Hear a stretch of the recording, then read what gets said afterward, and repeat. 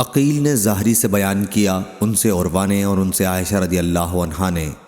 کہ رسول اللہ صلی اللہ علیہ وسلم عورتوں کا جو مکے سے مسلمان ہونے کی وجہ سے ہجرت کر کے مدینہ آتی تھیں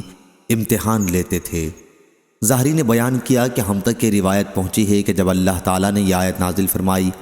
کہ مسلمان وہ سب کچھ ان مشرکوں کو واپس کر دیں جو انہوں نے اپنی ان بیویوں پر خرچ کیا ہو جو اب مسلمان ہو کر ہجرت کر کے آئی ہیں، اور مسلمانوں کو حکم دیا کہ کافر عورتوں کو اپنے نکاح میں نہ رکھیں، تو عمر رضی اللہ عنہ نے اپنی 2 بیویوں قریبہ بنت ابی امیہ اور ایک جرول خزائی کی لڑکی کو طلاق دے دی۔ بعد میں قریبہ سے معاویہ رضی اللہ عنہ نے شادی کر لی تھی، کیونکہ اس وقت معاویہ مسلمان نہیں ہوئے تھے، اور دوسری بیوی سے ابو جہم نے شادی کر لی تھی، لیکن جب کفار نے مسلمانوں کے ان اخراجات کو ادا کرنے سے انکار کیا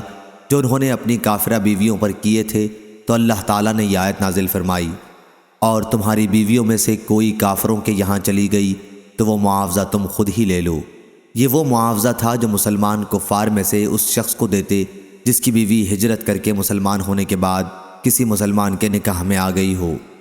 پس اللہ نے اب یہ حکم دیا کہ جس مسلمان کی بیوی مرتد ہو کر کفار کے یہاں چلی جائے، اس کے مہر و نفقہ کے اخراجات ان کفار کی عورتوں کے مہر سے ادا کر دیے جائیں جو ہجرت کر کے آ گئی ہیں، اور کسی مسلمان نے ان سے نکاح کر لیا ہے، اگرچہ ہمارے پاس اس کا کوئی ثبوت نہیں کہ کوئی مہاجرہ بھی ایمان کے بعد مرتد ہوئی ہوں، اور ہمیں یہ روایت بھی معلوم ہوئی کہ ابو بصیر بن اسید ثقفی رضی اللہ عنہ جب نبی کریم صلی اللہ علیہ وسلم کی خدمت میں مومن و مہاجر کی حیثیت سے معاہدے کی مدت کے اندر ہی حاضر ہوئے،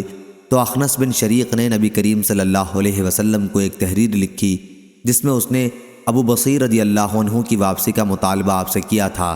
پھر انہوں نے حدیث پوری بیان کی۔ صحیح بخاری حدیث نمبر 2733۔